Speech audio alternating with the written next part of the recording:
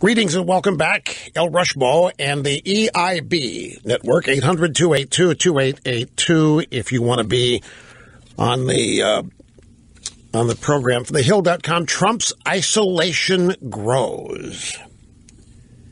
President Trump's political isolation mounted Wednesday, business CEOs abandoning his economic advisory panels, GOP lawmakers ducking for cover. Yeah, look, again, the CEOs may have made a public show out of leaving Trump's two advisory councils, but they're not going anywhere. I will guarantee you they're not going anywhere. These CEOs are not going to give up the access they had. They're going to continue to leverage it. They're going to continue to talk with people inside the administration. They just wanted the video. They wanted the PR value of the video showing them walking away or their statements condemning Trump.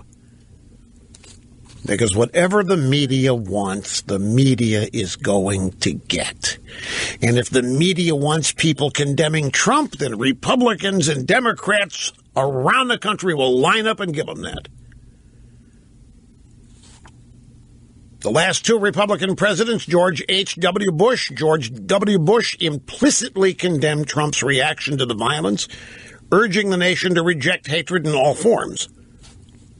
I thought Trump did that. See, this is where I get confused. I thought Trump did that in all three press conferences. He did. He rejected hatred in all forms. His mistake was to claim that there's hatred in Black Lives Matter and that there's hatred in Antifa. There's hatred in Occupy Wall Street. That's what Trump did wrong. You can't do that. There's no hate on the left. The hate is all on the right. But Trump did. And in fact, isn't that why he's being savaged? If Trump would have just stopped, if Trump would have just said and condemned the hate among the Nazis and the white supremacists. I'm sorry, he did. Damn it, I forgot. He did. And you know what the media said? We don't think you mean it. Because you didn't say it originally. You're only saying it because we've shamed you into saying it. Well, we don't think you believe it. So Trump's probably saying to his staff, I told you people that they're not going to give me credit for it. I shouldn't have gone out there and done it because I told you it wasn't going to work. So he does the third presser in which he goes out there and launches. Let's see, from Reuters, Trump's crisis spurs talk of White House departures. Turnabout on the violence in Charlottesville, Virginia, has rocked his administration, leading to rising speculation that some top officials may be looking for a way out. Well, you talk about a speculative story. Trump's crisis spurs talk of White House departures. Who's talking about it? The media is talking about it. A parade of business executives broke ties with Trump on Wednesday. No, they didn't. Folks, they just made a public show of it. But as I say, they're still going to be. In fact, we've got audio on this. Let me find it real quick. I'm just not the only one saying, let me find this.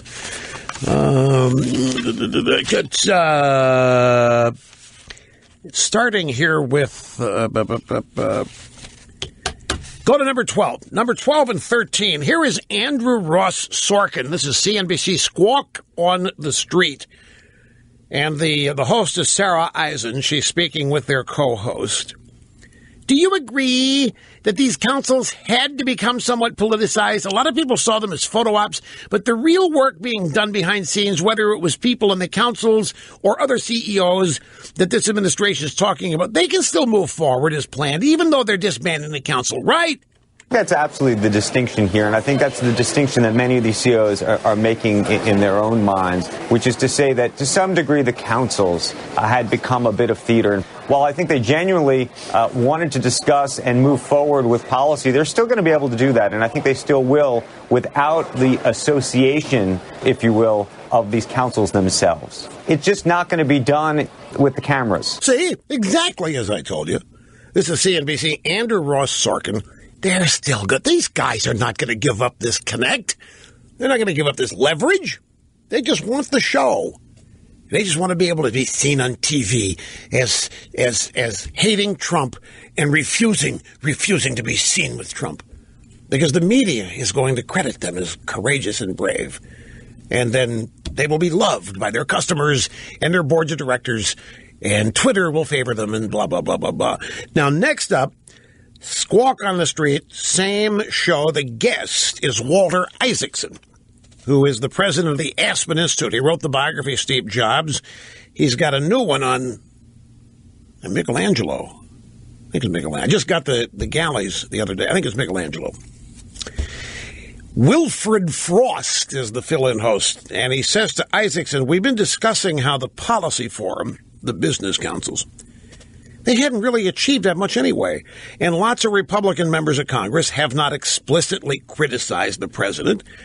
And so far, no members of the administration have resigned. So in a week's time, when focus comes back onto other issues, whether it's geopolitical or domestic, could we all think that this was actually a storm in a teacup and really not that big a deal at the end of the day? The conservative movement in America and the Republican Party in America, ever since the days of Reagan and even before, have had an umbrella big tent in which big business is at the table and very influential, corporate America, but also social conservatives and people of different stripes. That coalition is being broken apart. He doesn't really have any members of that coalition anymore. He's getting down to Steve Bannon and David Duke as his last two coalition members. You know that's not true, Walter. You know there's work being done at the Treasury and in Gary Cohn's team and people like Reed Cordish's team that are working actively with the CEOs. I'm just not sure how much of that changes, and I'm not sure how much the market is thinking anything changes as well as far as the legislative agenda.